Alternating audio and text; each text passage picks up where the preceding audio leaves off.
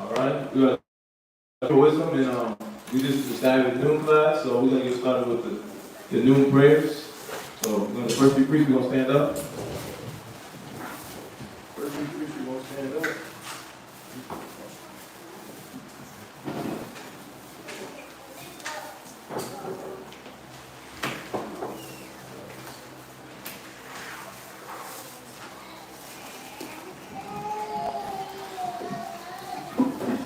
Barakatah Yahweh.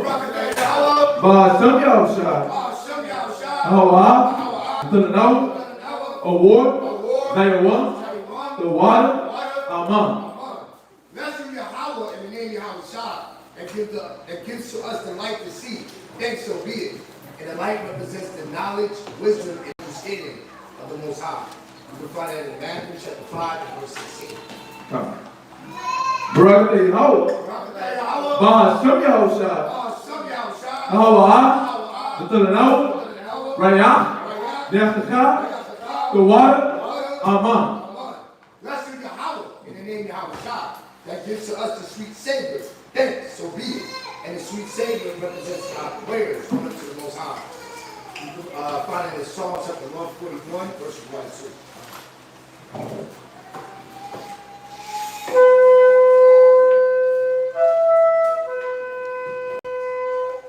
Imagine when how you rock along. Stand and face Jerusalem.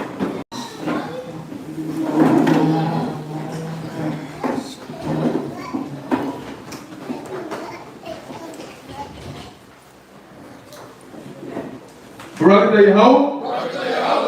S.O.W. Hawa. The Sabbath. The water. Aman. Blessing Yahweh in the name of Yahweh that gives to us the Sabbath and peace. That's so be it. Right? And this is Psalms 121 in Hebrew. And he's going to translate it in English. Anashah. I am Yah.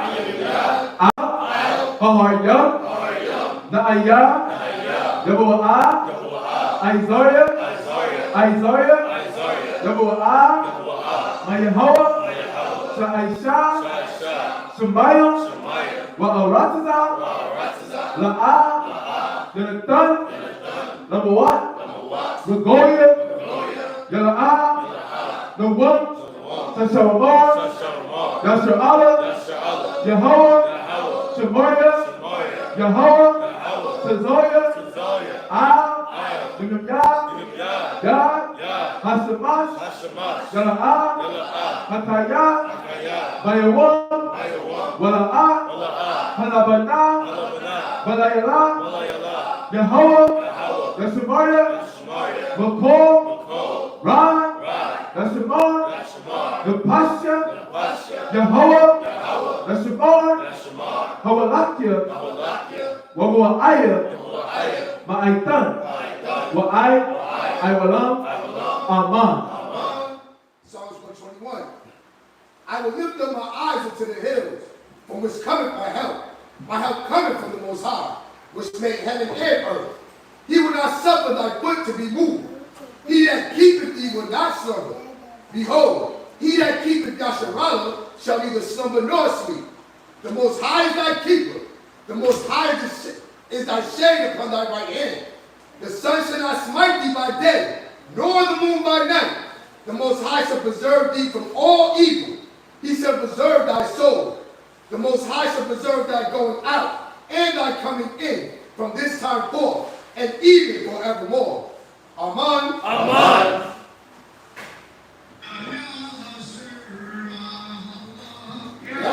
Shema.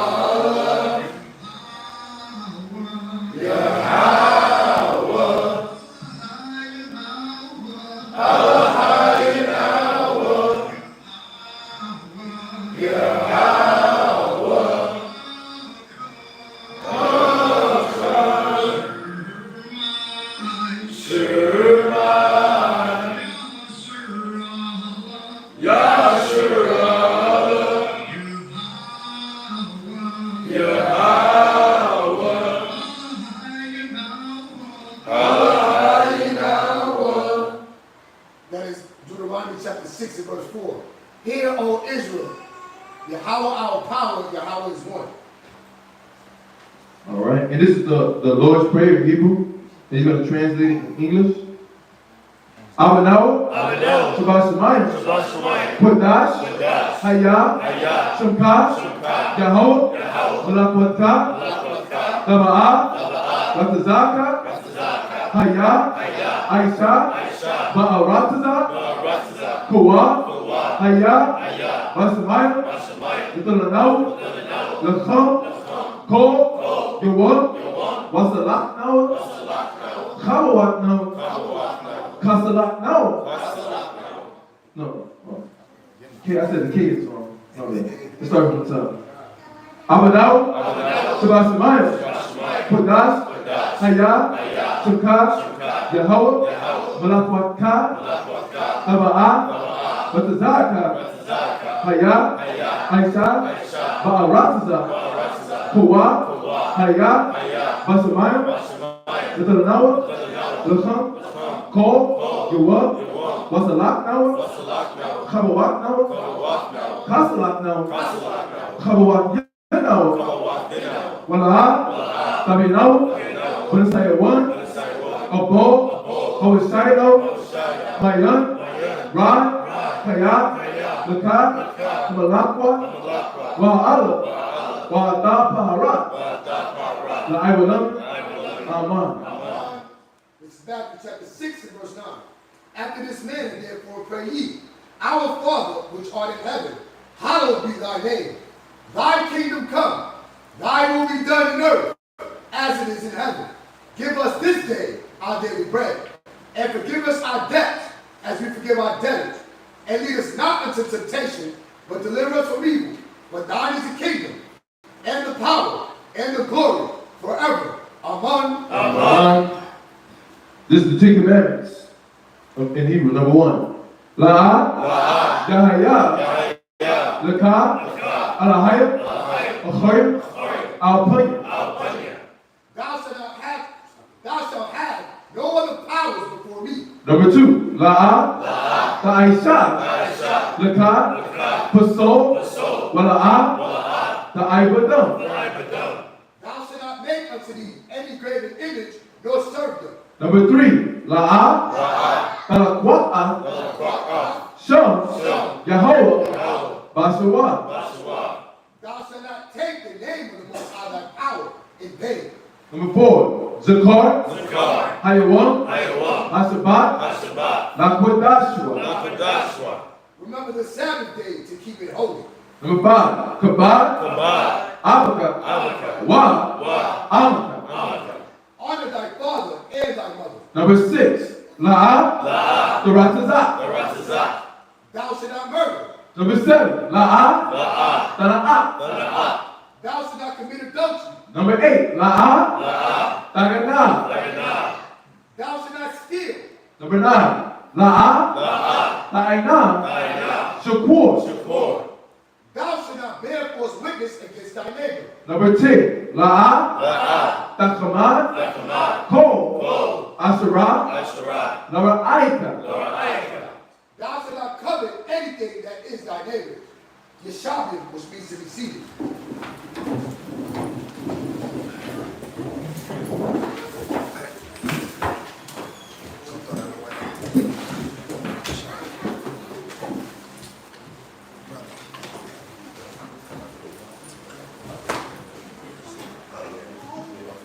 Hey, let's look.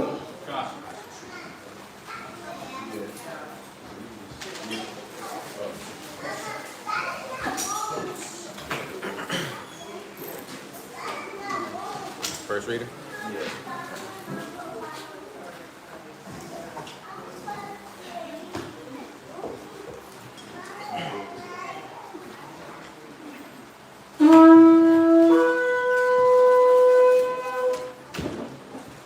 Natazak Chanukah, Shabbat Show, Yahweh, Banya Shalom. Nazazak Chanukah, Shabbat Shalom, Yahweh, Banya Shalom. It is right, Barak. Yahweh Ba'ashim Yahweh Shah Brakathum. Yahweh Ba'ashim Yahweh Shah Brakathum.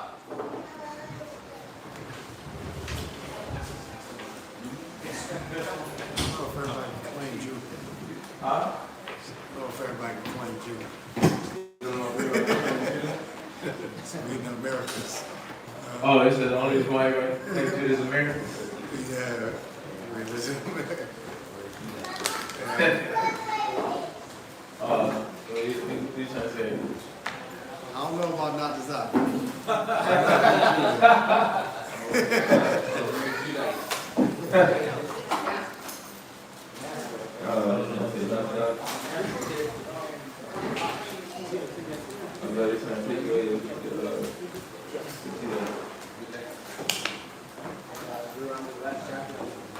So the first week we're going to start at Deuteronomy chapter 34 and verse 1. And then we're going to, from there we're going to transition out of Deuteronomy and go to Joshua. So he's going to read all these in Joshua chapter 1 verse 2. So the first read is Deuteronomy 34 verse 1 to Joshua chapter 1 verse 2. Alright? So, is everybody there? Alright. Start. Deuteronomy chapter 34 verse 1. And Moses went up from the plains of Moab unto the mountain of Nebo, to the top of Pisgah, that is over against Jericho.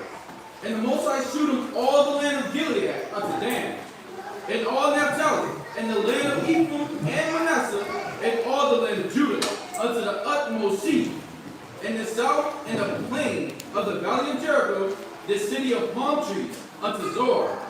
And the Most High said unto them, This is the land which I swore unto Abraham, unto Isaac, and unto Jacob, saying, I will give it unto thy seed. I have caused thee to see it with thine eyes, but thou shalt not go over to them. I know we went over that last week, just about, why as far as Moses not being able to go over, right? And not all he did was able to be able to see with his own eyes. So he put in all that work, but all he was able to do was see it with his own two eyes, right? And not go over it. But the Most High is showing us what? Not a respectful person, right? But then at the same time, Moses still did his job, and then he did it with humility, and he accepted the repercussions of his slip up, right? His act, his wrong deed. So he accepted that, and he did what? He taught the next man up. He taught Joshua, and then in that, so he kept his bearing. He didn't lose it. He didn't get emotional because he got checked for what he didn't do, right? I mean, what he did. And what he didn't do as far as the requirement, but he just accepted it, right? Just been for 7 times, right? But he thought up, he looked at that moment, and he got right back up, right? And he stuck to his guns. He was consistent. So, and what we're doing is he's showing Moses all the different lands and everything that he's given to Israel, as that blessing. So this is Moses' farewell. This is Moses' farewell from his final duty, and then passing on the baton to Joshua. Go ahead. Verse 5. So Moses, the servant of the Most High, died there in the land of Moab, according to the word of the Most High. And he buried him in the valley, in the land of Moab, over against Beth Peor. But no man knoweth of his sepulchre unto this day. Yeah, actually, well, where's the body of the prophets? Where's the bones of the prophets? Well, there your answer is right there. So that's a nugget y'all want to highlight. So somebody's like, well, I can find the Pharaoh body, I can find King Tut body, I can find the Sheba body, but where's the people in the body? Where's their body? Well, they don't know where it's at. They just told you that. No man knows of his sepulchre unto this day. So, you highlight that one. Right? You can read on. And Moses was 120 years old when he died. His eyes was not dim. It was what? His eyes was not dim. And he was 120 when he died. His eyes were not dim. So if you're 30, say, man, I don't know how to do this, man. If you 40, saying, I don't know how to do this, man. I'm old, I'm stuck in my ways. Moses was 120 for life and had what? His eyes was not dim. Nor his natural force abated. See? And he didn't lose his natural strength. Why? Well, the food quality is different, but it's definitely different. Right? Let's find out. Well, the food quality was different. But still, he's still 120. He's been walking around, fighting wars, right? Picking up things, dropping things off, walking from this landmass to that landmass. So you got to think about it. 120, and he's doing all that walking and talking and running and fighting, swinging swords, putting up shields, watching somebody's back, talking to somebody, counseling, being up early, late nights, talking to the Most High 40 days, 40 nights, and he never lost his natural voice. So if you say food quality, if you're just basing it off food, you're in the wrong mind, right? Because you have to have a certain spirit about you to be able to handle it. Because how many people back in that time period was not able to do what he just did at the same time? So if we read the history, let's read it with balance. Because there was some people at his time that weren't able to do what he did. That got people. But he was able to uphold it. Why? Because he stayed in the spirit. Right? And he leaned on the spirit of the Most High. So we don't want to make it, but what's the point of that? Me saying that. Don't make this any excuses. Whether young, because you can look at this from a young age, like, he's 120, but I'm complaining about, I don't get enough rest. Brothers always want me to do this, brothers always want me to do that. I'm always doing 5 things in one day, 10 things in one day, right? So you can look at it from a young person's perspective, and then from an older person's perspective, right? I'm only 30, 40, 50, 30 now. I'm only 40, 50, 60. I lost my youth. Now we know our body is weaker through the age, but you know, if you lock into the spirit, you keep a balance about your health, moderation in everything that you do, and you'll be able to go through it. And if you lock into it, you'll see the John 60:63. It's the spirit that quickens, right?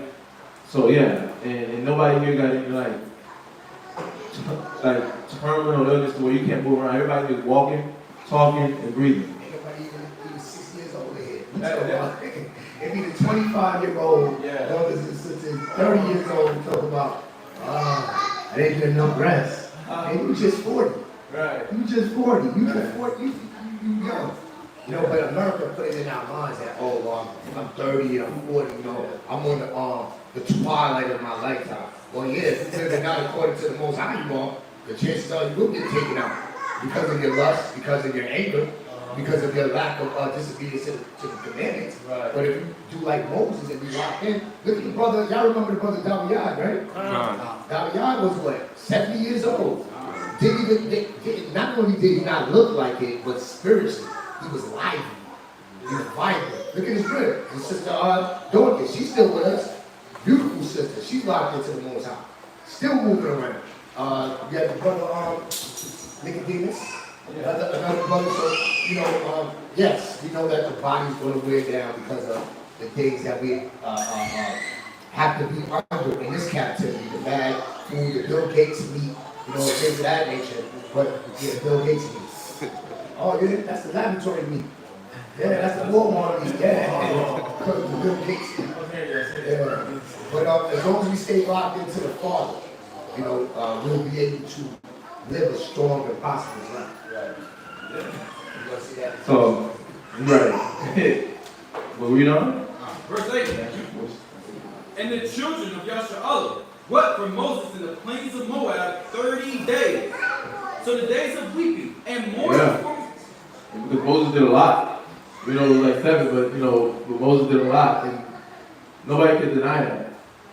Nobody can deny that. As emotional as they were, as everyone was throughout that whole 40-year process, you can't deny that he was like there at every moment for everybody and every family. So it's like, you know, it was giving him a proper farewell because they was going from out of slavery. It's something big, right? It's something big. It's like when you come out of, like, I don't know. These are, you can't compare it to this, but you know, it's like just to give a visual. Think about when you come out of poverty and now you live in a nice neighborhood, or you come out of poverty and you're able to give your kids, or impoverished state of mind, and you're able to give your kids a better upbringing than you have, right? That's something to celebrate. But this is something to celebrate. This Moses is passionate because like he did so much for the people. He literally, like when you say like strove for the truth unto death, and the Lord shall fight me. He literally strove for the truth unto death, like physically and spiritually and mentally, and then having to deal with his own family while dealing with a whole nation of people. So this is it's heavyweight, you know. So when they did that 30 days, I mean, I understand we do 7, but it was because of the magnitude of the level of love that he showed to them. People felt that. It wasn't just gonna be like, damn, he just passed away. This is somebody that had an effect on the family. Yeah. Right? Everybody does. Yeah, everybody felt that. Like, golly. You know, one person when he was in high school that passed away, that was kind of like a cool person. Like, damn. So-and-so died and the whole school be mourning. Like a good week. The whole school, the kids are coming in. I remember somebody was in school. They passed away, and it was a cool person, so cool person, right? And the whole school was just like, it was just quiet throughout the whole week. Like lunchroom quiet, classroom's quiet, everybody's just quiet, teachers quiet. You know, here's the assignment. But they felt that person's death. But this is what happened with Moses. They felt Moses' death. So we'll read on. So the days of weeping and mourning for Moses were ended. And Joshua, the son of Nun, was full of the spirit of wisdom, for Moses had laid his hand upon him. And the children of Yasharallah hearkened and did as the Lord commanded Moses. Yeah, and then now, this brother, he was ready. Joshua was basically ready. Moses built him up. He was right there going through all the, he was right there with Moses while Moses was doing all these things that we're talking about. Right? He was Moses' right hand man while he was doing all these different things. So he's seeing it, he's going through it, and he's learning it. And he's learning from Moses' experience on how to deal with mass amounts of people. Right? How to care for mass amounts of people. How to oversee. Like he literally learned, what is that? This is what Moses was teaching him. This is what Moses was teaching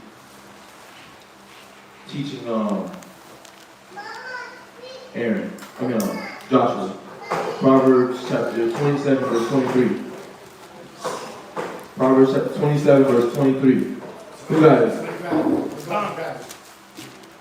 You gotta be ready. You can't just let anybody grab every last thing or Matazara. Everybody else gotta tap in too. Everybody here is the Hebrew Academy. So everybody gotta grab the scripture. Can't just be shunning about Malak and Matazara. Everybody gotta grab something. So go ahead. Proverbs chapter 27, verse 23. Be thou diligent. Be thou who? Be thou diligent. That's what Moses was teaching him. Moses was teaching him how to be diligent in everything that he did. So you ask yourself, in everything that he did. So that means in the small things. Because Joshua didn't just became Joshua. Joshua started off with the small things. And somebody took note of Joshua as he was doing it and probably reported it to Moses. Or Moses probably seen it with his own 2 eyes. Damn, look how he takes care of the books. Damn, look at how he stands up and reads. Dang, look at how look how he takes care of the candles. Right? Or look how he's overseeing the people. He's always making sure he's reporting. Or look at how he's communicating about his life. Right? He was honest. But he cared about even the small things that he was doing. And Moses seen that. And Moses was able to do what? Give him more by teaching him how to be diligent. So that he could do what? Be thou diligent to know the state of thy flocks. Yeah. He taught him to be diligent so he can know the state of his flock. Starting off with his family. Right? Starting off with himself. And that's the things we got to care about. But if you're looking at the scripture and you're looking at what it's about to go into as it's about to go into the book of Joshua, as we transition into that, well, you're going to see that this is a fresh start. And what are we about to go into right now? The Day of Atonement. A fresh start. So this is our fresh start out of slavery. Coming out of slavery. And now, right now, the truth, you have your what? Your fresh start. Right? You don't have to be we don't have to be who we were in the world. We don't have to be the whoremonger. We don't have to be the weed head. We don't have to be the slothful man. We don't have to be the angry one, the emotional person. We don't have to be those things. But we have to see that this is an opportunity for a fresh start. But finishing off the original point, Moses is what? Teaching Joshua how to actually live and be a leader. He was preparing for a big responsibility. So be diligent so that you can know the state of your flocks. Read. And look well to thy herds. But it's so that he can look well, right? So that he does everything in balance, right?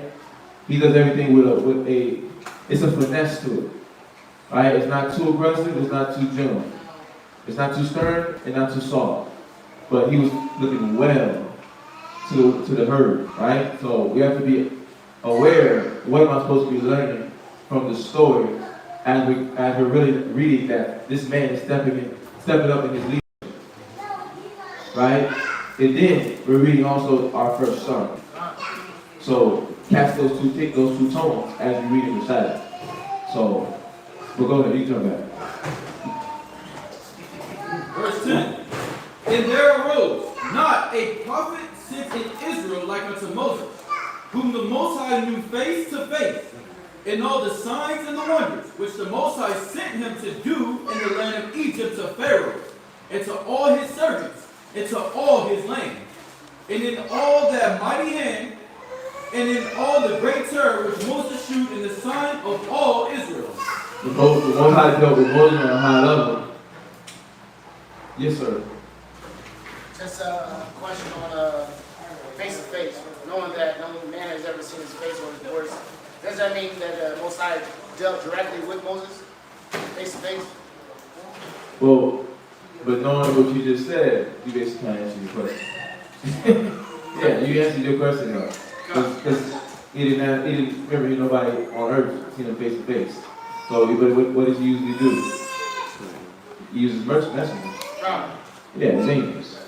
Yeah, so you basically answered the question in your statement. Serena? You will ask the same thing? I was going to answer. You was going to answer? I was going to say the angels. The angels? Yeah. Well, I'll take care of that part. You want to come in, you want to learn the qualities and the requirements, right? So he'll take care of that part, I'll take care of that part, and then we'll give the answer. Alright? So, yeah, but that, you got that right, Ash? Okay. Let's jump back. Joshua chapter 1 and verse 1. Now after the death of Moses, the servant of the Most High, it came to pass, that the Most High spake unto Joshua, the son of Nun, Moses' minister, saying, Moses my servant is dead. Now, therefore arise, go over this Jordan, thou and all this land which I do give to them, even to the children of S.O.W. That's it for you? No.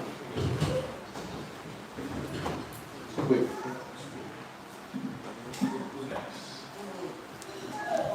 Oh yeah, I got a warning.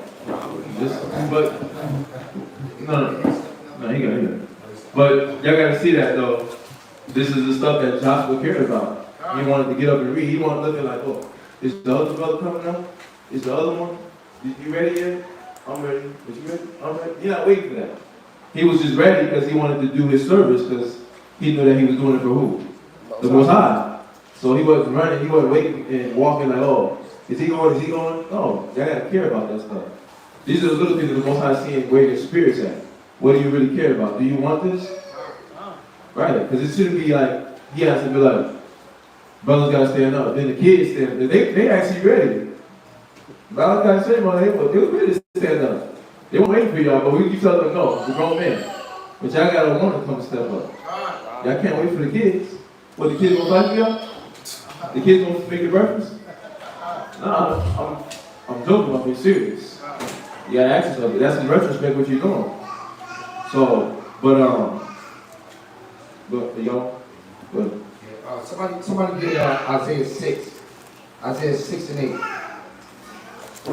I mean, this is not to be taken lightly. I'm talking to the men. You know, not the young men, but to the men. We had the sister coming here. Who was in class Thursday? Men. Who was in class Thursday? All right. Y'all see one of the issues that plays on people is women still want to lead. Why? Because the men aren't stepping up. The men they're not eager. They don't have that fire or that ash in their spirit to say, I want to do the work of the Lord. Everybody's looking around and saying, who's going to go first? But men like Moses, men like Joshua, they saw the need of the people. They rose up, right? So you look at men like Barak. What was Barak doing? Same thing that most of our women doing today. I'll go if you go, but they looking at women. But we do the same thing here. I'll go if you go, bro. Who's going to be that leader? Leader. Isaiah chapter 6, verse 8. Go ahead. Also, I heard the voice of the Most High, saying, Whom shall I send? And who will go for us? Then said I, Here am I, send me. Send me. This is Isaiah saying, listen, I know the need. I know what our people need to hear. They need to hear the word of the Most High. Send me. I'm ready. That's what brothers got to do. I mean, what else are we in here for? What else did we wake up on this Saturday to come to do? It can't be church. It can't be like, well, I'm here. I made it. Brothers got to get up and read the scriptures. Brothers got to want to do the work in the service of the Most High. Huh? Got a point. I'm gonna write that down.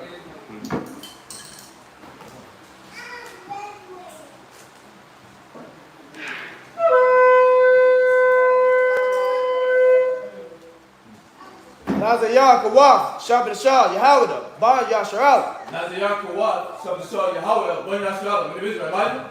Barak, Yahawah Shem Yah Shabrakathum, Yahweh, Shem Yah, Shah, Barakatah.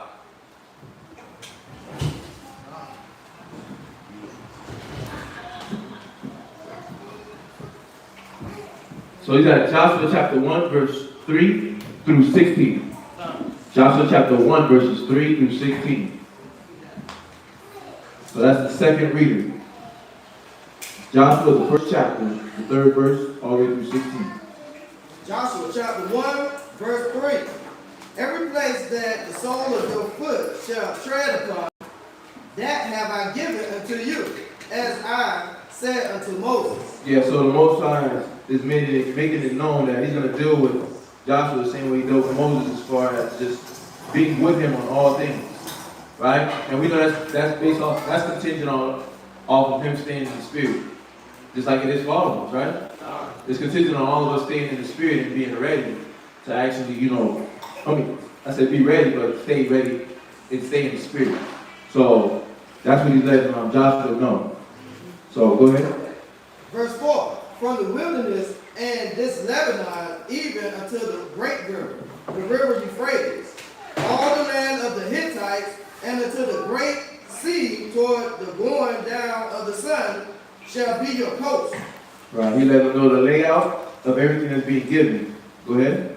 There shall not any man be able to stand before thee all the days of thy life.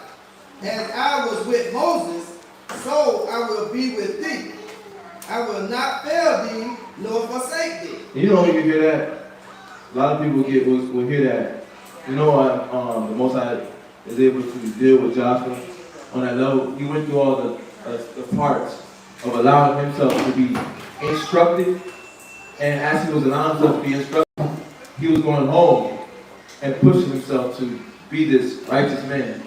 He was going home, and when he stepped away from Moses' presence, he was going home, and whoever he was around, he was using that environment to instruct himself, to make himself better. Because when you look at that statement right there, the Most High make that statement. You think he can make that statement to the average man now? You can't make that statement to the average man, because the average man, we could be doing nothing of that's worth this position to be able to hold, to be able to like be a guardian over Israel, as the Most High lead them into the promised land. We could be doing nothing worth it, but we think we got it all together. We'll think we have it all together, and we'll do what? We'll get puffed up by the statement. We'll be puffed up, get out my way, right? Whoop that. You start rapping all the tracks, right? So everybody get out your way. The Lord told me, right? No, that's real though. Everybody will be puffed up off that statement and think that nobody can say nothing to him. Which is why he was only able to say this to those men that was what? Breaking their mind down. The women that were breaking their mind down, literally putting themselves in this humble state to learn and apply. Learn and apply. And, I caught that because it's like, imagine him standing there and hearing that being said to him. He wasn't processing like, oh, I'm the man. He was looking at it like, I got a task ahead of me, and I want to be prepared. And he's let me know that he's gonna be with me, and all I gotta do is keep the faith. He was processing, let me keep the faith in everything that I gotta do when it comes to being patient with our brothers and sisters. Let me process everything when it comes to being loving to my brothers and sisters, right? Let me be just, make sure I'm being just and applying the scriptures, right? When I'm counseling the brothers and sisters. When I'm making a decision, let me make sure I'm being transparent with the brothers and sisters. But it took him caring about those little things, right? And seeing that the Most High was giving him a fresh start, right? And putting him in a position to succeed in life. Right now, everybody's here. You're here, and you're put in a position now to succeed in life. Right? Everything that your family know you to be, good or bad, you don't gotta be that no more. Everything that you beat yourself down up in your head about with your kid, you don't have to be that no more. But you have to be willing to humble yourself. You have to, as you're humbling yourself, it's not like, oh, hallelujah, praise the Lord, just say something to me. Say something to me. Say something to me. Right? And I'm going to take it today, at this moment. No, it's literally like every day, the thing that he just pointed out, you put yourself in position to say, I'm ready. You may not even be ready, but you're saying you're ready to do what? Ready to learn how to do it. Learn how to do it in the right spirit. Teach me how to cook. Teach me how to cook in the right spirit. Teach me how to cook it so I can be able to do it. I want to take that burden off you. Right? That's what Joshua was trying to do. He was trying to lighten the load for Moses, but the Most High seen that. And the Most High said he didn't want it because he just wanted to be able to say it out like the street speak. Oh, I know 1,000 verses. Oh, I got a dress, I got a hair wrap, I got a husband, I got a bunch of kids, I take care of them. I'm good. I ain't running around the street clubbing and twerking and losing my mind and got the blunt in my ear dancing, saying, yeah, girl, right? I ain't doing that.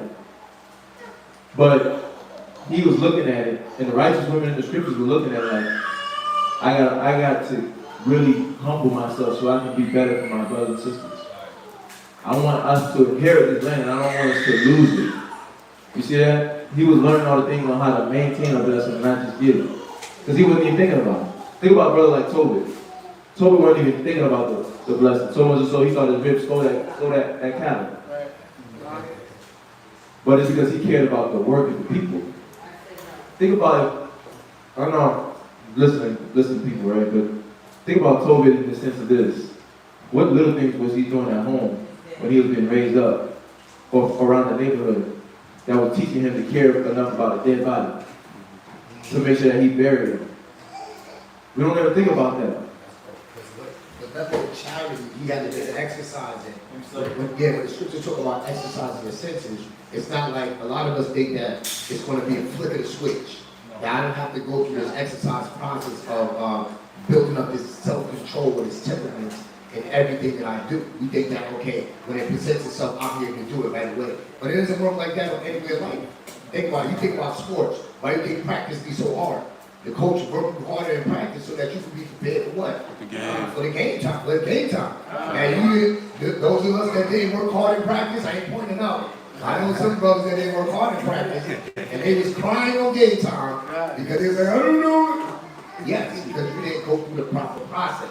You didn't respect and appreciate the process that was going to get you prepared to do the work, to be successful. But that's what Joshua did. Yeah. No, but that's what Toby did. So when now it became game time where he's seeing all of his people's dead bodies on the street, he was already exercising this brotherly love, this charity, this kindness. He was already locked into where now you played your biggest opponent. Imagine seeing people that you know and love out of this dead. And nobody cared, no ambulance is pulling up, putting the sheet over them. There's no funeral service. They just bodies upon bodies upon bodies. But what do we see now? We see living bodies upon bodies upon bodies. That's why I say in Ezekiel, mark the head of them that sigh and cry at all the abominations. Because we go out and see, we don't see dead bodies physically, we see living dead. We see death. Death in our household, right? Death in our so-called culture. Death in our neighborhoods. And it should make us sigh and cry. But if we're exercising charity with the brothers and sisters in here, it's easy to be charitable to the people that are out the way. The people that's in darkness. Y'all see that? Yeah, that's the truth. Because when you think about it, who was burying those bodies in the Black Wall Street? Who was burying those bodies? What brother was burying those bodies when those natives were getting slaughtered? Who was burying those bodies? They was dumping them. They weren't burying them. Somebody probably been dumping them, but nobody was burying them. A burial is respectful, right? It's sacred because you do what? You making sure it's proper. That's what S.O.W was making sure, that it was proper. And they was so much so trying to murder him because he was doing that. You got to think about that. But like you said, it's like there's no dead. We're not dealing with physical dead bodies. We're dealing with spiritually dead. So what are you doing right here in the little things that you're being shown or highlighted consistently during class or even counseling, right? That can perfect you to be this teacher, to be this guy, this shepherd, this right? That's willing to literally put your life on the line for your people. Because that became first nature for him.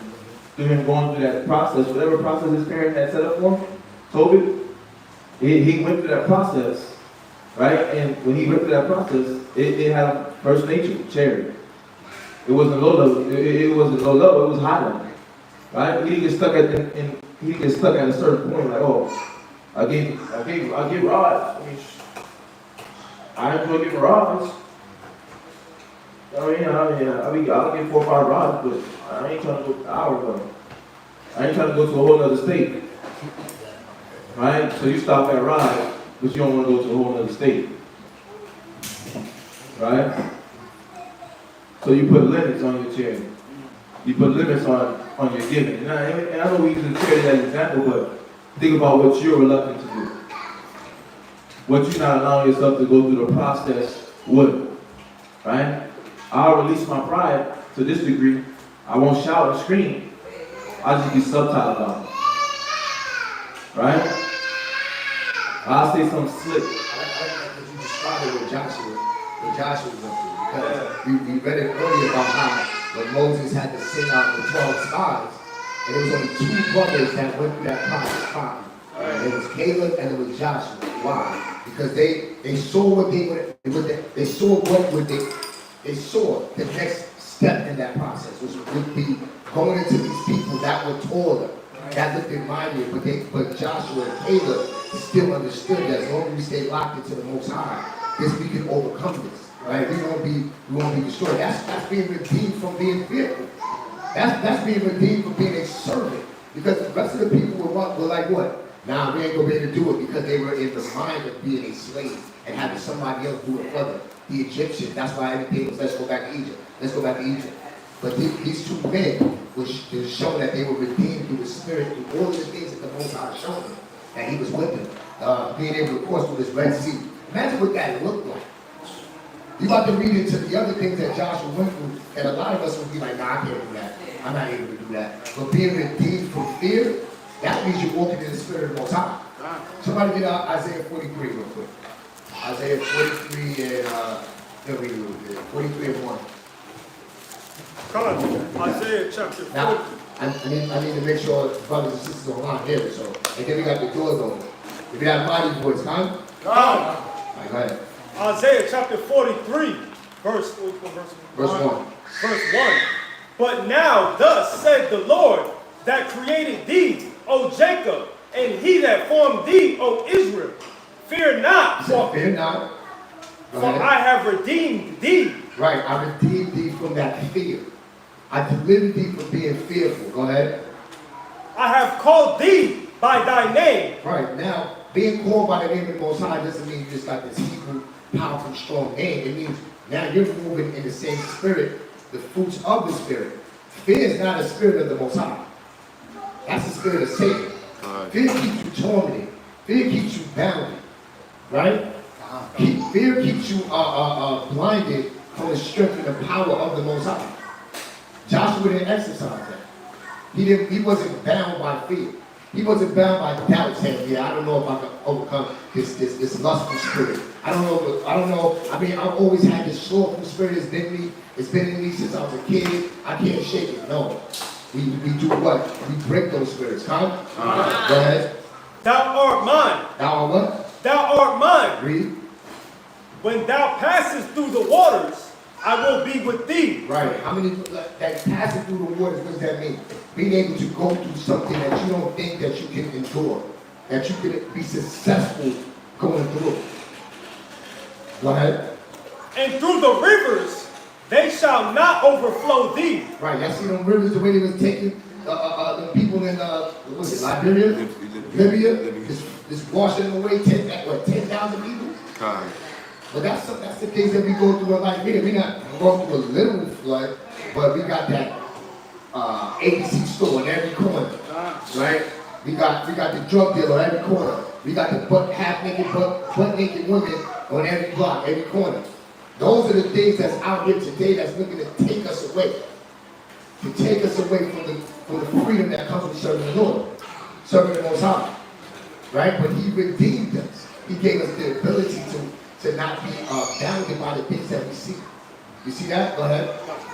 When thou walkest through the fire, thou shalt not be burned. Right. When you go through these trials, through these tough times, when things start happening weird, you get the car don't work, the lights get cut off, the water get cut off, right? You got people combating you because of your righteousness, because your desire to seek the Most High. You got your family members that's coming at you. You know how to respond properly. You know how to deal properly. Go ahead. Neither shall the flame kindle upon thee. Read. For I am the Lord thy God, the Holy One of Israel, thy Savior. Now what? Thy Savior. Thy Savior, Most High. Which Joshua and Caleb had that spirit in them because they seen countless times that the Most High was our Savior. We can't forget that. We can't move in that spirit of doubt and fear to where we don't think the Most High is going to be there for us. We'll be like those other 10 men that said, no, we ain't going to be able to overcome. What, is the Most High hand slack? Is the Most High, he doesn't have the power to do all things? That's what fear will do. Y'all see that? Okay, that was it. That was it. Let's jump back. And that's why he makes the next statement. Joshua chapter 1, verse 6. Be strong and of good courage. You see that? Be who? Be strong and of good courage. Be what? Be strong and of good courage. Be who? Be strong and of good courage. Be strong. That means the Most High already told you already have strength in you. You already have strength in you, but your strength lies in me. I unlock your strength as soon as you tap into me. Right? And once you lock in with me, that's when you're in there. You're in the door. Right? And he says to you, what? Be strong and of good courage. Of good courage. Have faith. That strength is within you. Right? And I give you that strength. Right? And I give you the ability to walk through the valley of the shadow of death. The bottle, the blunt, the black and mild, the disgruntled family members, you dealing with you thinking you can't control nothing, right? In the sense of what? Your spirit, being able to resist the devil. You can do it, but you gotta start off with the right mind. You gotta tap into the courage and the strength in the Most High. And you gotta break it down. Literally daily. I always had that analogy that Will Smith used when his dad made him build. His dad purposely broke a side of the wall in his house. In his store on the side, and basically the fixing it would take a whole summer break. And his dad made him build it. And then when he built it, his dad told him, "Don't ever tell me you can't do anything. Don't ever tell me you can't do anything around it." But the Most High is telling you the same thing. We're not in slavery no more, right? We don't got chains. We're not dealing with chattel slavery no more, right? We don't have it on our neck, right? But why don't we have it on our neck right now? The strength of the Most High, the mercy, the grace. But you have to live through it, though, right? Your grandma, your grandpa, they had to live through that and break through it, right? I mean, you got to think about that. Somebody had to walk through it, but that's in your blood, though. That's in your blood. Your grandparents got you here. Think about it. Everybody, some people, grandparents started off in the South. But then when you ask your parents where you're from, those people gonna say South Carolina, North Carolina, right? But why not New York? Somebody took a journey up to New York to do what? To get there. It's in your bloodline. It's in your DNA to be strong. But you gotta tap into it through the Spirit of the Most High. Right? Don't play around with demons. Don't play around with demons. Play with courage. Play with strength. Play with faith. Right? And humility. And all those things will carry you. But listen back. Be strong and of good courage. For unto this people shalt thou divide for an inheritance the land, which I swear unto their fathers to give them. Yeah, the Most High already got it laid out for you. Right? It says in Luke, it's his good pleasure to give you the kingdom. It's his good pleasure, but he wants to see you tap into the strength. He wants to see us tap into the strength and stay locked into it. Read. Only be thou strong and very courageous. You see that? His stipulation. It came with a stipulation. I'm gonna give you this land. I'm gonna divide the inheritance of the land amongst this people, which is us. But the stipulation is be strong. And what else? And very courageous. You gotta be strong and very courageous. But there's a process. There's a process that you exercise in. Go to Ecclesiastes 50 and 28.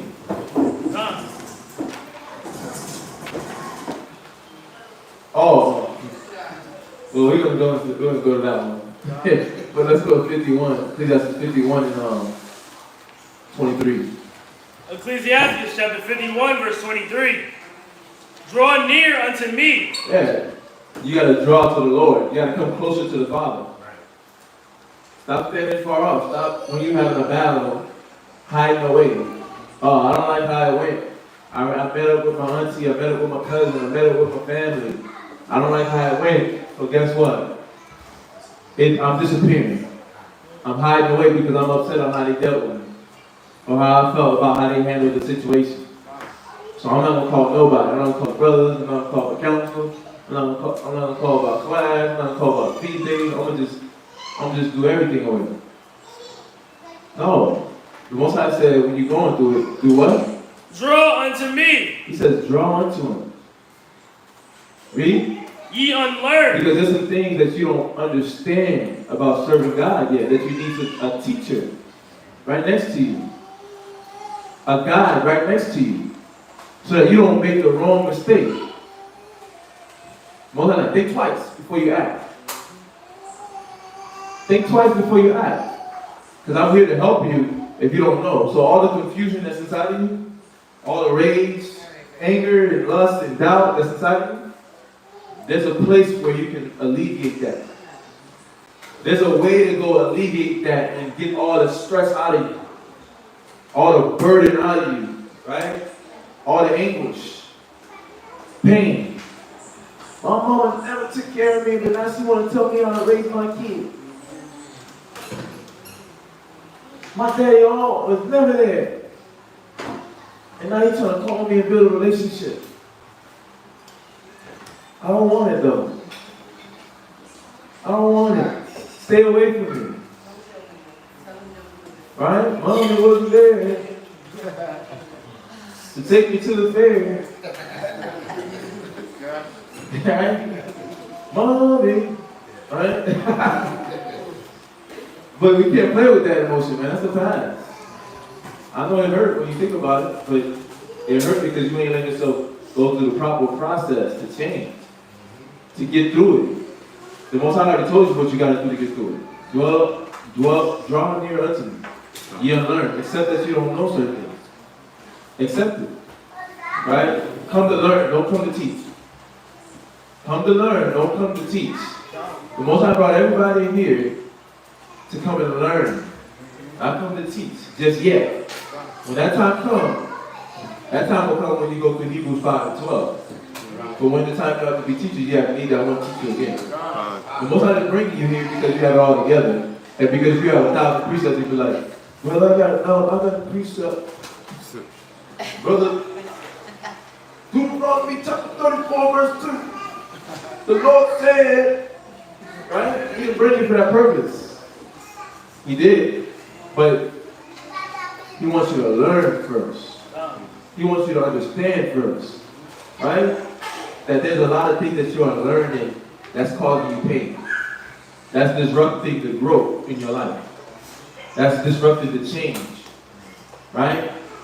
Because you pull the precept up, that's what you're into. You engage because you hyped up for yourself. But what about when the brothers just calling them scriptures? What about when the brothers just calling them, hey, who want to read? Who's the first one up? Right? What about when the sisters like, who wants to cook for the feast? What about when the sisters like, who wants to be in garments? But not just, oh, I want to be in garments, but I want to be in garments learning how to literally be humble. I'm going to come to garments with a sober mind. Right? I'm going to come to garments with, I want to learn how to be a righteous daughter of Zion. When are we going to do that? When you realize that there's a lot of things that you're learning. And ain't nothing wrong with that. Nothing wrong with that at all because we're going to learn. The Bible tells us what we need to do. But we have to go through the process first. Like Joshua did. Read. Just the scripture say that though we be an heir, we're under tutors and governors until that appointed time. Because what we have to now understand, not just I got the book, chapter, and verse, but you know how to exercise and walk that book, chapter, and verse. Right? Do you know how to walk the scripture? Do you know how to walk the Lord? Right? That's what that process is. Because yeah, everybody can get up there and go to the page. A lot of us have sharp memories. Some of y'all got some super sharp memories. Y'all can quote the verse, and I'm like, man, I wish I had that. But then what comes with that? Now there's a higher level of accountability. So you got the precepts sharp in your mind like that? It's your life a reflection of what you say you know. That's what a teacher is. Because a teacher, a true teacher is going to be able to teach you not just in a classroom setting, but in all environments, in all zones. Whether you're cooking with the sisters for the feast, whether you're at garments or sister studies, or you're in the gym. You're in the gym just exercising and stretching with your brothers and or playing basketball and there's a fact. You know how to exercise, render not evil for evil, because not only do you know the scripture, but you understand what it is to live that scripture. So that now you look at amazing the people that want to try to fight with you, they can't even argue no more. They don't really, because you can't argue by yourself. Right? Unless you got some high-level demons. Unless you got some high-level demons, you argue by yourself. But when you bring that peace, and now what? It teaches them. Man, maybe what I thought was so serious to start a fight over wasn't that serious. Man, maybe I need to know how to calm down and relax. You see that? But that's what a teacher does. He teaches in every opportunity. That's what she does. He teaches in every opportunity. Not just because I know the scripture. Yeah. Nah, that's right. Right on point. Yeah, he over there fighting on the court by himself. He's gonna be ready. But go ahead, finish that. And dwell in the house of learning. That's the solution. That's the solution. He's gotta dwell in the house of learning. You gotta go where you see learned men and learned women. And come ready to learn. Important. That's like the cream of the crop right there. Let me come and dwell in the house of learning. This is a house of learning. Right? And any environment that you step into that has a structure and what do you call that? A curriculum, right? That's a learning environment. Set up for not to just learn a carnal skill, but a spiritual attribute. So let's go back to reading that. That's right on point. Joshua chapter 1 verse 7. Only be thou strong and very courageous. That thou mayest observe to do according to all the law which Moses my servant commanded thee. Turn not from it to the right hand or to the left, that thou mayest prosper whithersoever thou goest. This book of the law shall not depart out of thy mouth, but thou shalt meditate therein day and night. Yeah, and this is why it's saying that. This will keep you on the right path. This will keep you remembering what standard we're supposed to be living by. The book of the law will keep you meditating intensely, right? On the Most High, on the requirement, on what you can and cannot do, what you're supposed to and not supposed to do, so that you don't what? Veer off. This is the balance. This is the balance scale for your mind. This is for your right mind. It's for you to tap into your spirit, your pure spirit. Right? So it says, this book shall not depart out of thy mouth. Read. But thou meditate therein day and night, that thou mayest observe to do according. Yeah, and that's the key part right there. It keeps you observant. It makes you observant of yourself. So the Bible is like a mirror.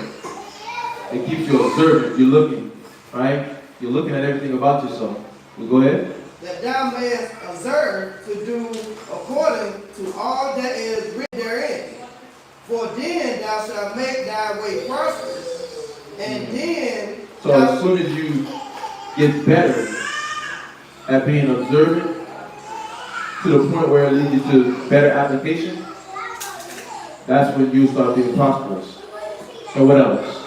And then thou shalt have good success. So it's basically saying, be observant, keep the laws of the apple of your eye, and you'll see things start changing in your life tremendously. Right? It'll take time, it's going to take effort, but it will start to change step by step, day by day. How many brothers and sisters could say that that's true? You see, yeah. And that's what you're doing. That's a teacher.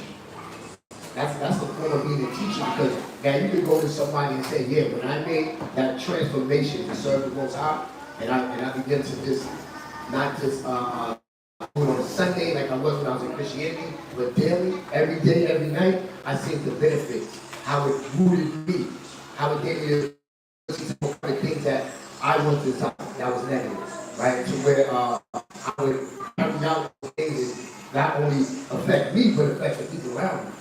You'll be able to teach people how you can have much success by serving the Most High. You see that? So yeah, but are you bringing that book chapter verse? Hey, are you going to somebody and say, go to Joshua. Go to Joshua real quick. I'm going to show you how to be successful. You're going to tell them based on what you've seen and changed in your life. That's being a teacher. So that's more important than pulling that book chapter verse in that moment with that person that might not even know the scriptures. Where's Joshua at? Is that the New Testament? What's that? The Old Testament? Who's that? What's one of the prophets? They don't know. They got to go to the table of content. But what they want to hear first is your personal testimony of how you're applying the Bible daily in your life and what that did for you. Y'all see that? Go ahead. Verse 9. Have not I commanded thee? Did he ask you? He said, have I not commanded? To do what? Be strong and of a good courage. So it's three times. Most High speak once, speak twice. Right?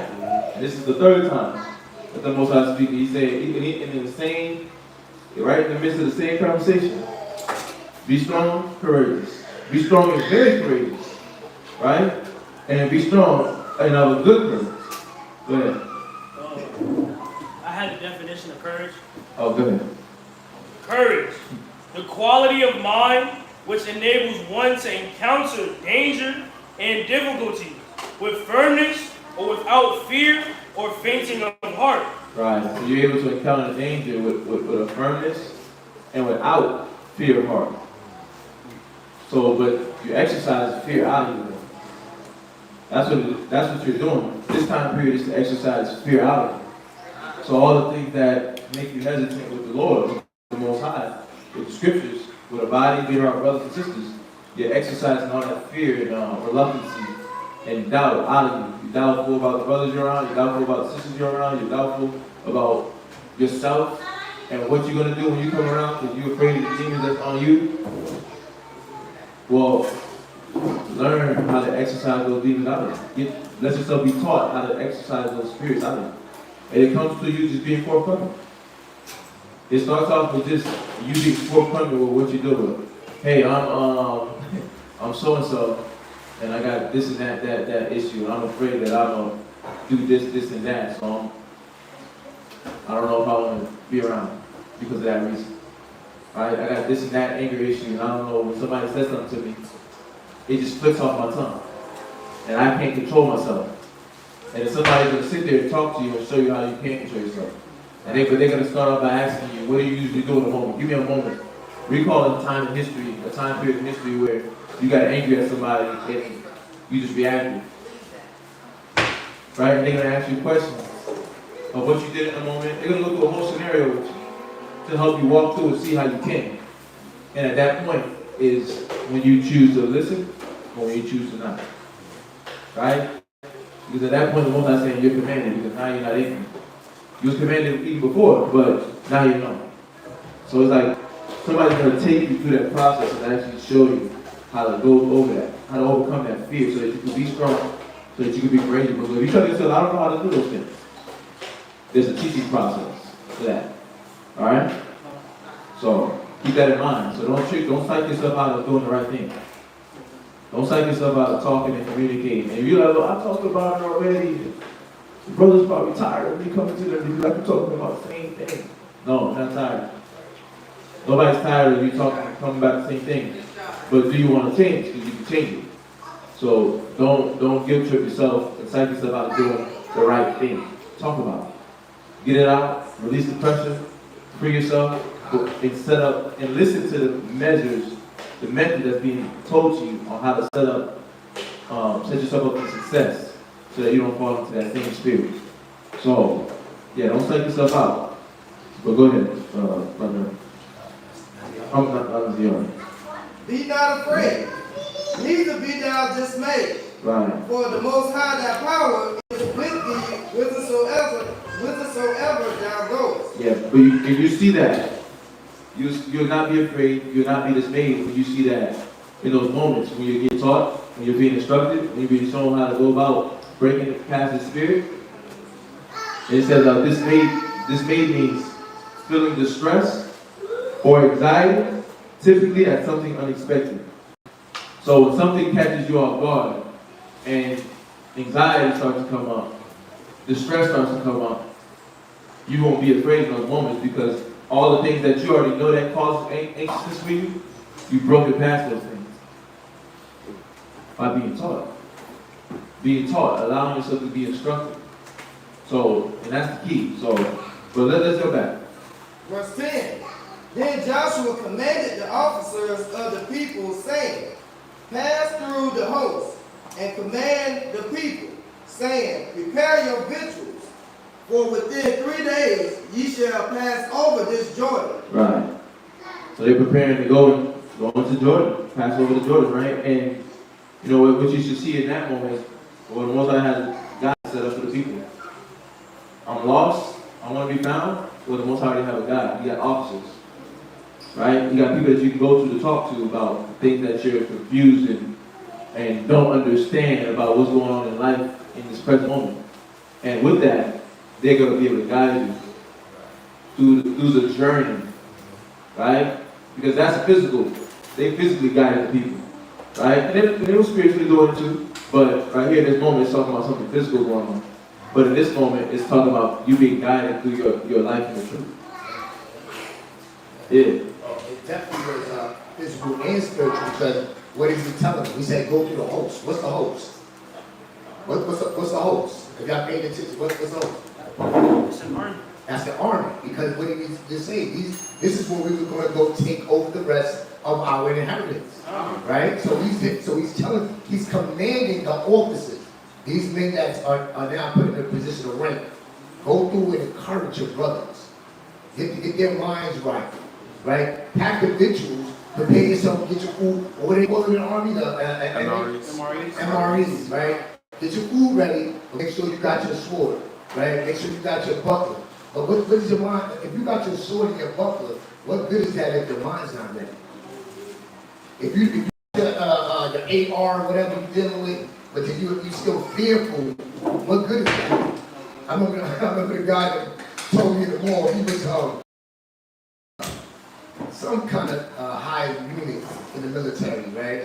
And in the Navy. He said they were in Afghanistan. They were in a firefight, and he said this Marine got hit like with this fear, and he was just like just frozen. He said he had to throw him in the dirt, and he said he used his body. He used his brother's body as not brother, but just the Esau talk. But he said he used his body as like a mount Yeah. He told them after the firefight was over, he said, you probably should put your papers in. Yeah, I mean, like, because that man's mind wasn't prepared when it came to be a Marine. But then, what is Joshua doing right here? He's doing what the scriptures most of us get if you come into the truth. Ecclesiastes chapter 2. Somebody get that real quick. Real quick. That's exactly what he's doing right here. Read that. Go ahead, Malachi. Ecclesiasticus chapter 2 verse 1. Uh-huh. My son, if thou come to serve the Lord, prepare thy soul for temptation. Read. Set thy heart aright. You already know what that means. Get your mind ready for what's to come. Read. And constantly endure. And make not haste in the time of trouble. Right. So this is what Joshua was preparing that host or that army to do. Because in order for us to get this inheritance, there's got to be some work. It's not magic. So whatever we want in life that the Most High has promised us for, make sure your mind is ready to go through the process to obtain that.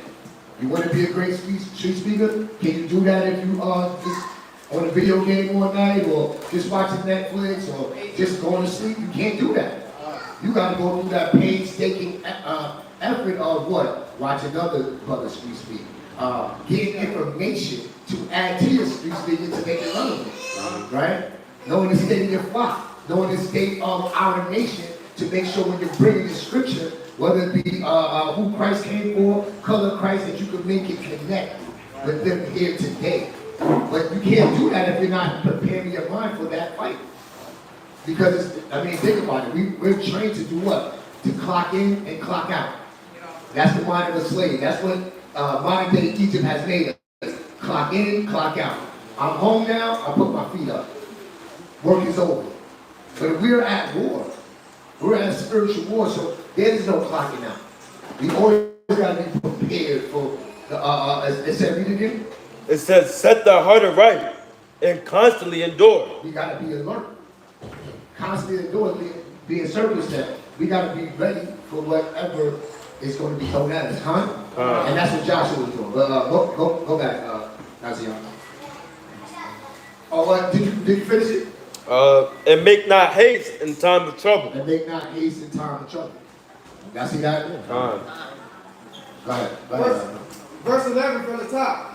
Pass through the host and command the people, saying, prepare you victories, for within 3 days ye shall pass over this Jordan, to go in to possess the land, which the Most High your power giveth you to possess it.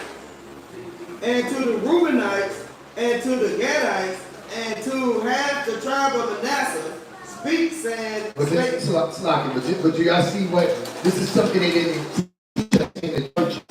They told us God would bless us. God would give us a blessing, but there was nothing for us to do to get that blessing. Joshua is reminding our people that this blessing that God said he was going to give to us, that he promised to Abraham, Isaac, and Jacob, you were going to go get it. But what came with that? You had to go fight for it. You actually had to go take it. So you wasn't going to just be wake up one morning and you got a BMW yard. That's what mind that Christianity has us thinking. That all of our blessings come from the Most High without us doing anything. That's because they don't get into the history. They don't get into the books. Keep reading. And to the Reubenites, the Gadites, and to half the tribe of Manasseh spake Joshua, saying, remember the word which Moses, the servant of the Lord, commanded you, saying, the Most High, your power, have given you rest, and have given you this land. Right, because remember, it just said it. Reuben, Gad, and Manasseh, when they came, this is our land. This is great for us. But what did Moses told them? Y'all keep that land, but your brothers didn't get rest. They didn't get their blessing. So right there, it was reminding us of what Brother Yahushua said. The two greatest commandments. Serve the Most High with all our heart, all our mind, and what? Love your brother more than yourself. So now you got it good, but you still looking at your brother, you're looking at the state of your people. So I got it good, so that I care about my brothers and my sisters. Nah, I got to put them before me. And that's what Joshua was reminding them, that listen, their brothers are not, they're not. Right? Read. Verse 14, your wives, your little ones, and cattle shall remain in the land which Moses gave you on this side Jordan. Because we, unlike this country, unlike modern times, we didn't take our women to war. Y'all see that? Y'all see the confusion in this so-called God-fearing country where women are on the front line? They let women fight for the right to die next to men. That doesn't make sense. How is a nation going to continue if the men and the women die? The lineage is broke off. The heritage is broke off. See, that's the confusion that America has in this kingdom. Go ahead.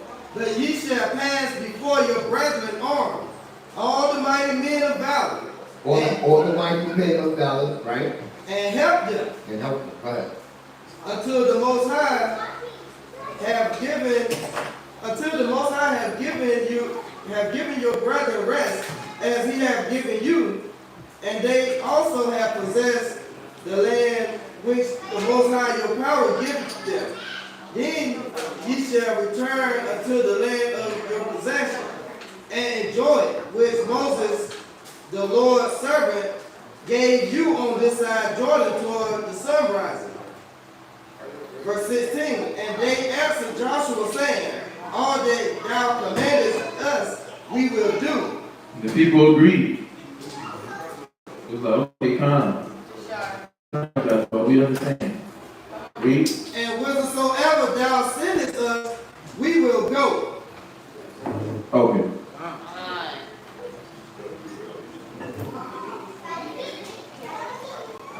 Hey, she what's on? The video blurry on mine. Did it tell the way? On iPhone?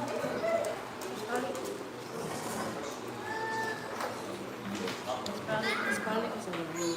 Oh, the rain? Yeah. Blurry on mine. Did it like slow? Whose phone is this? Did you? I'm gonna take it off Wi-Fi. I don't know. Maybe it's trying to connect to Wi-Fi. Oh.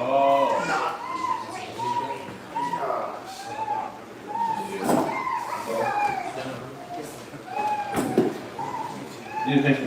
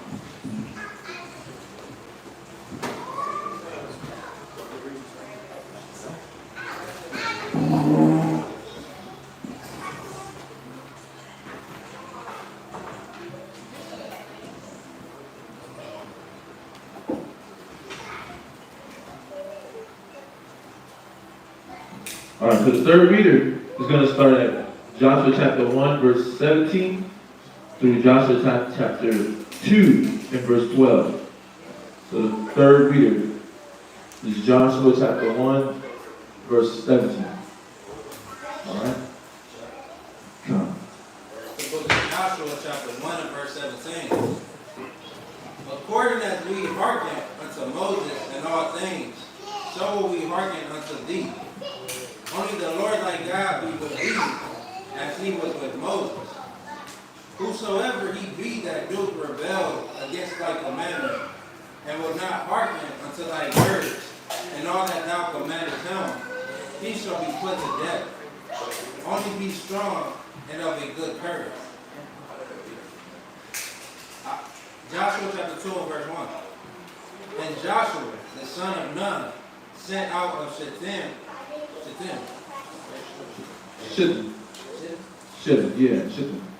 And Joshua, the son of Nun, sent out of Shittim 2 men to spy secretly, saying, Go view the land, even Jericho. And they went and came into an bargain's house named Rahab, and lodged there. And it was so the king of Jericho, saying, Behold, there came in hither tonight of the children of Israel to search out the country. And the king of Jericho sent unto Rahab and said, saying, Bring forth the men that are come to thee, which are entered into thine house.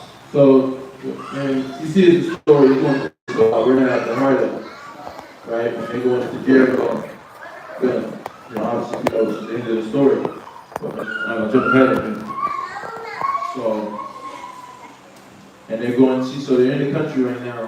Those 2 men, but it wasn't just 2 random guys that were just gonna give a false report based off of fear. It was 2 men that they knew could uphold that standard. Right? And they was going to be honest, and they were going to give an honest report. So these people were approved, the brothers and sisters, so they were approved because they were required. So take that into consideration as well as you're going into it. So they think about it, they're going into the territory. You can't have the fear, anxiousness, and anxiety and depression going into enemy territory because then you're going to do what? You're going to bend it in. You're going to bend it in, you're going to outside them. Alright? Yeah, you're going to outside them. You're going to outside them, you're going to TD you're going to take it on, you're going to Birdman. Like, Birdman's a pimp. He's just like messing with these grown men like that. Right? Him and, who else is Diddy? Those are sharks. Like, and they say it. They think they're being discreet, but they say it, they expose themselves right in the midst of their sentences. I seen a clip of it was a short on YouTube. A clip of old Day 26 on VH1. They competing for who won't stay in the band. And then the 2 dudes are he's like, they singing as a sing-off to see who's gonna stay in the band. And then he's like, you better sing, he gonna take your bed before he take your bed. But he sound like a slave master who buck broken him. That's what he sounded like when he said it. And that's what he looked like. He's like, you better sing, you better hold back, they gonna take your bed. But the most High didn't use men like that. That man, he's broken down, he's defiled, he's been beat down by a white man, and now he's doing it to his brothers. Right? And the most High can send those type of shiesty individuals to go do to the work. So he has stout gentlemen. So let's go back to him.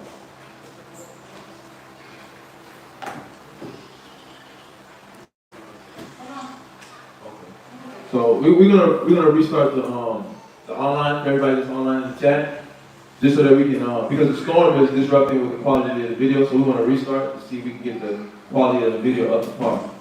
So we'll be right back.